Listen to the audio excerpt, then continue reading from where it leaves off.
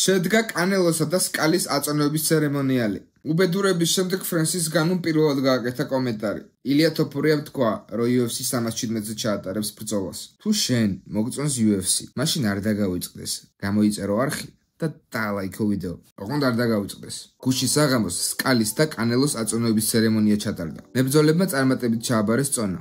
ეს ბრძოლა დღეს ღამით საუდის არაბეთში, ელ-რიადში ჩატარდება. კანელო როგორც ყოველთვის ძალიან თავდაჯერებული ჩანდა. სკალი კი ცოტა აღელვებული ჩანდა, რაც სავსებით გასაგებია ამ დონეზე მისი დებიუტის გამო. ფრენსის ნგანუს პირველი განცხადება ტრაგედიის შემდეგ. PFL-ის მებრძოლმა და UFC-ს ყოფილმა ჩემპიონმა ფრენსის ნგანუმ პირველი კომენტარი გააკეთა ტრაგედიის შემდეგ. შეგახსენებთ, რომ ნგანუ 17 წლის გოგონას დაეჯახა, როდესაც კამერუნში მოტოციკლით გადაადგილდებოდა. ამ გოგონას ნსამუ ბრიჯიტ მანიელა ერქვა, რომელიც სამწუხაროდ გარდაიცვალა. ნგანუ წერს, რომ თავიდანვე ოჯახს გვერდში ედგა. შეხვდა მათ და პირადად გამოხატა მწუხარება. მათ ტკივილს ჩემში ვატარებ და ბოლომდე მათთან ერთად ვარ. განაცხადა ფრენსის ნგანუ. ჯონ ჯონსმა სოციალურ ქსელში მის პოსტერებზე და კარიერაზე ისაუბრა. კედელზე ერთ იდეალურ ადგილს ჯერ კიდევ ტოვებ. ეს უბრალოდ დიზაინი არ არის, ეს მემკვიდრეობაა. ჩემი კარიერა იდეალური არ ყოფილა, მაგრამ ლეგენდარული ნამდვილად არის. ყველაზე მეტად იმით ვამაყობ, რომ გავიზარდე როგორც ადამიანი, არა მხოლოდ მებრძოლი, არამედ ლიდერი, ოჯახის კაცი და რწმენით გაჯერებული ადამიანი. ჯონსმა დაამატა, რომ მის ისტორიას გაგრძელება კიდევ აქვს და საუკეთესო ჯერ კიდევ წინ არის. მსგავსი რამ თუ გაგიგონიათ, UFC-ს ოფიციალურ გვერდზე იყიდება ნახმარი სკამი, რომელიც ტრეისი კორტეზის კუთხეში იდო. ტრეისი ამ სკამზე სულ 5 ჯერ იჯდა და სიტყვები ნახმარი სკამი ამ სათაურში ხაზგასმულია. მოგარი გოგოა. სად ვიყიდო ეს სკამი? რა არის სკამი? ოფიციალურად ილია თოფურია UFC 317-ზე იბრძოლებს. ტელემადრიდის ეთერში ილია თოფურიამ თავად დაადასტურა, რომ UFC 317-ზე იბრძოლებდა. იმედი მაქვს 28 ივნისს ისევ გაგახარებთ. თქვა ილია თოფურიამ. ილია, ჩვენ ამაში დარწმუნებულები ვართ. რაიან გარსია რონალდო რომეროსთან ბრძოლაში დამარცხდა. WBA-ის ტიტულისთვის ბრძოლაში რაიან გარსია თანამემამულესთან, რომეროსთან დამარცხდა.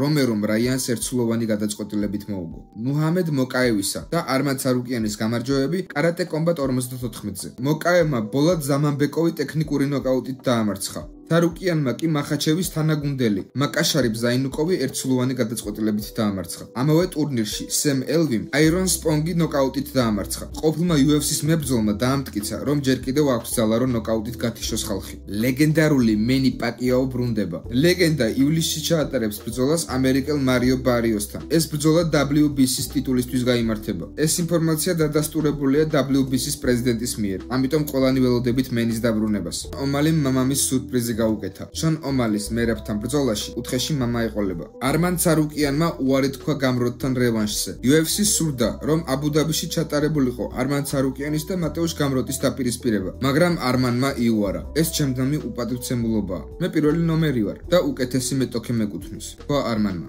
შეგახსენებთ, რომ 2022 წელს მატეუშ გამროტმა დაამარცხა არმან სარუკიანი. სარუკიანმა კი თქვა, რომ რევანშით არ არის დაინტერესებული. კონორის ლიგაში Bare Knuckle Fighting Championship-ზე წინასწარმეტყველება ახდა. რივერამ დაწერა წერილი, რომ მოწინააღმდეგეს ნოკაუტით დაამარცხებდა. წერილი ბოსის სკამზე დადო და შემდეგ წინასწარმეტყველებაც ახდა. გათიშა მოწინააღმდეგე და ფელდმანის სიმპათიაც მოიპოვა. მოდი ვნახოთ, როგორ ხედავს დასტინ პორიამ სუბუქწონას. ილია თოფურიამ უნდა იბრძოლოს ისლამ მახაჩევთან. პადი პიმბლეტს უნდა მისცენ დენ ჰუკერი. დასტინ გეიჯიმ ან უნდა იბრძოლოს სარუკიანთან, ან მატეუშ გამროდთან.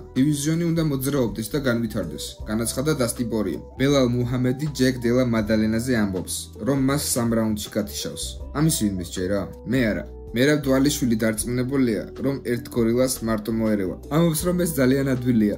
ვიანი ვარ, ძლიერიც და ყოველდღეც ვარჯიშობ. დავიჭერ და დავაგდებ. ყველაზე საინტერესო დივიზიონი დღესდღეობით, რა სიტყვი ქვესაშუალო წონაზე. 77 კილოგრამი ყველაზე ცოცხალი დივიზიონია. ამ დივიზიონში უკვე პრაიმს გაცილებული მებრძოლებიც არიან. რა თქმა უნდა, ისინი ისევ კონკურენტუნარიანები არიან, მაგრამ უკვე გადაცვეთილები და გადაღლილები. სედრიკ დუმარსი ისევ დააკავეს. UFC-ს მებრძოლი სედრიკ დუმარსი ფლორიდაში ისევ დააკავეს, მაგრამ ამჯერად მძიმე ბრალდებით. სახლში შეჭრა, ნარკოტიკები, იარაღები. ეს მისთვის 2014 წლის შემდეგ რიგით მე-14 დაკავებაა და ისმის კითხვა, რატომ იბრძოდა ის UFC-ში.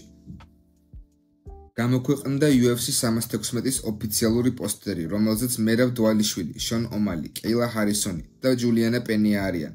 ტომ ასპინალი 535 დღეა, რაც დროებით ჩემპიონია. ამასობაში კი ჯონ ჯონსი.